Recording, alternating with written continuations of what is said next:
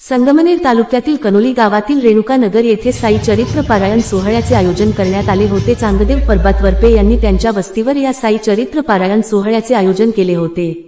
या सोहळ्याचे हे 5वे यशस्वी वर्षे होते। 20 डिसेंबर 2024 ते 27 डिसेंबर 2024 या कालावधीत या पारायण सोहळ्याचे आयोजन करण्यात आले होते।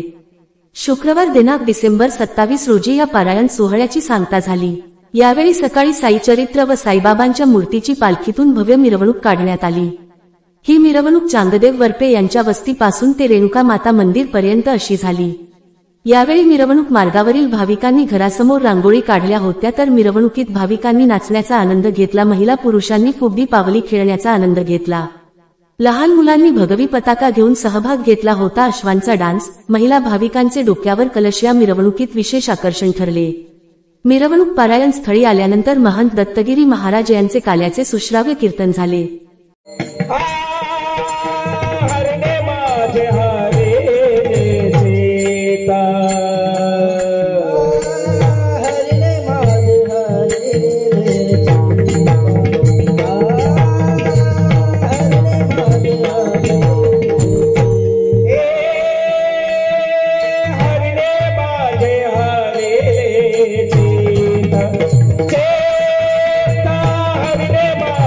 हरे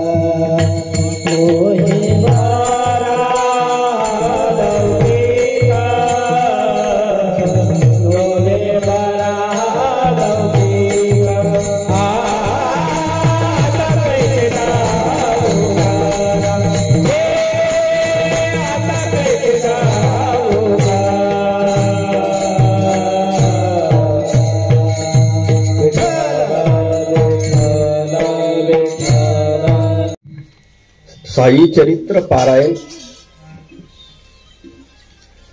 श्रीयुत श्रीमाननीय चंदेव परभत वरपे रेणुका नगर मौजे कनोली या ठिकाणी दरवर्षी साई चरित्र पारायण या ठिकाणी याही वर्षी साई चरित्र पारायण झालंय. 8 दिवस झालंय. शेवटी कीर्तन झाले. तसे रोजच्याला काकडा हरिपाठ आणि पारायण पोथी वाचन या ठिकाणी झालंय.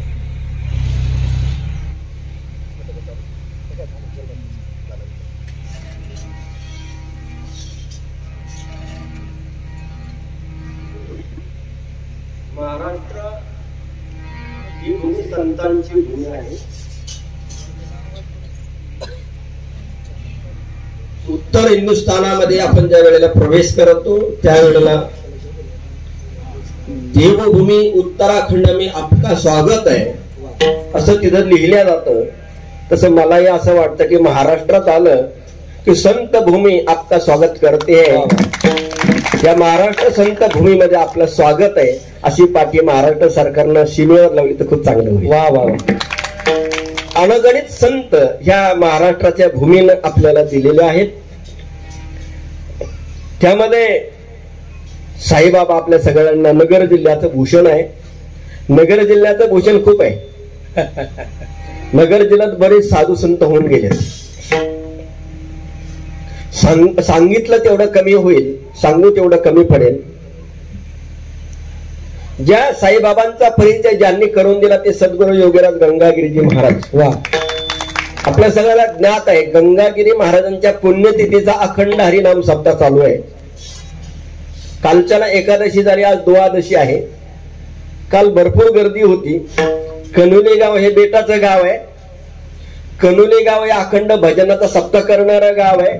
पण तरी सुद्धा मिरवणुकीला डीजे लावला होता. हे मला तुम्ही विसरले म्हणून आठवण करून द्यावा लागली. मला असं वाटलं की मिरवणुकीला बरेच टाळकरी छानपैकी पावले खेळत असतील. आल्या आल्या मला डीजेचं दर्शन झालं.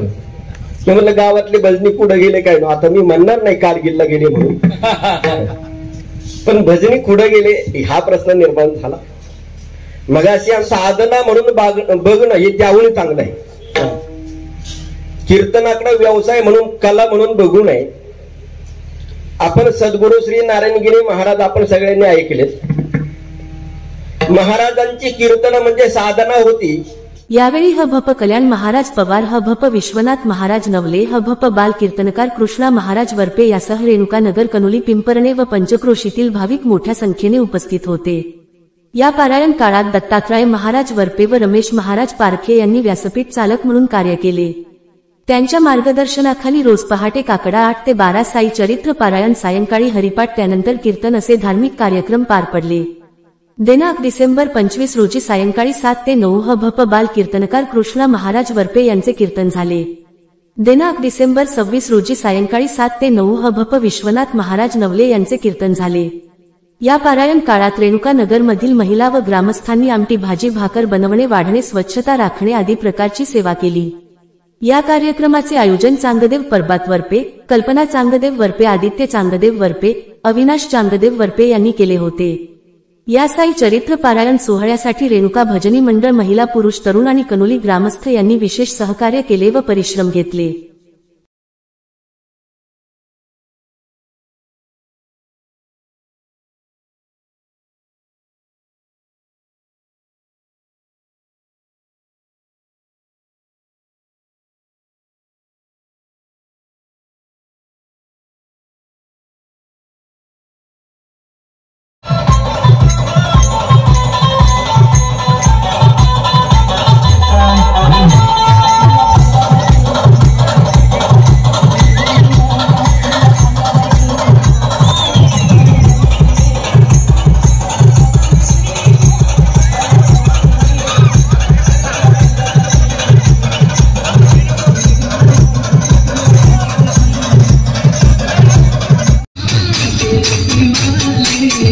साई बाबा आया है तेरे